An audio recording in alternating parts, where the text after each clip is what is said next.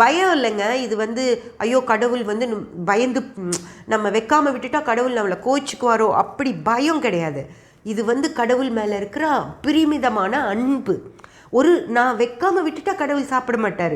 கடவுளுக்கு ஃபுட்டு கொடுக்காம போயிட்டேன் நான். அப்படி தன்னோட குழந்தை சாப்பிடாம போயிடுச்சுன்னா ஒரு அம்மா எப்படி பதறுவாங்க. ஒரு டிஃபன் பாக்ஸ் எடுக்காமல் பையன் மறந்துட்டு போயிட்டான்னு வச்சுக்கோங்களேன்.